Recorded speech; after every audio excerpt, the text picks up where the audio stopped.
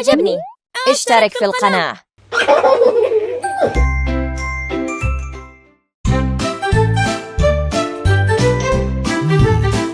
انظري، إنهما لا يتحركان أبداً.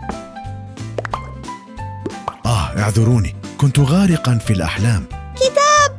أنت أحياناً تكون كثير التشتت. الأطفال ينتظرون هنا بحماس. في قديم الزمان كان هناك ملك متكبر يدعى إبرهة.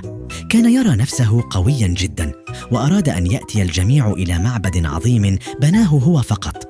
لكن الناس كانوا لا يزالون يزورون الكعبة، فغضب إبرهة كثيراً. وهنا وضع خطته الشريرة. هذا هو إبرهة المندهش الذي ترونه. جمع إبرهة جيشاً كبيراً، وكان في مقدمة هذا الجيش فيل ضخم. كانوا سيأخذون ذلك الفيل إلى الكعبة ليهدموها. كيف يمكن أن يوقفوا فيلاً بهذا الحجم؟ علي، الأعظم هو قوة الله، لهذا لا يستطيع أحد أن يؤذي بيت الله. عندما اقترب إبرهة وجيشه من مكة، كانوا يخططون لإيذاء الكعبة.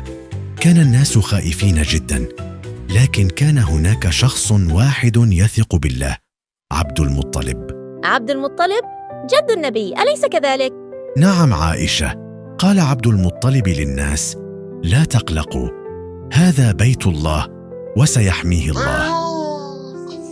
سبحان الله. وفي تلك اللحظة بالذات حدثت معجزة في السماء. ظهرت طيور، كل واحدة منها تحمل في منقارها ومخالبها حجارة صغيرة. كانت تلك الطيور جيش الله، وتلك الحجارة أوقفت جيش إبرهة. كيف يمكن هذا؟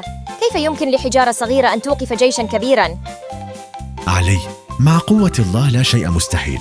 لقد حمى بيته بالطيور الصغيرة.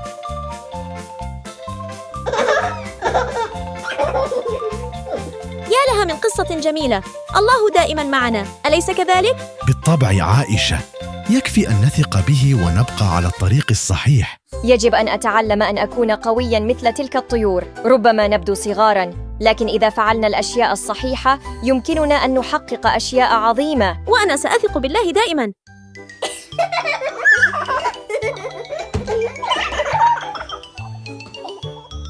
لو لم أكن موجودة لما كتبت هذه القصة.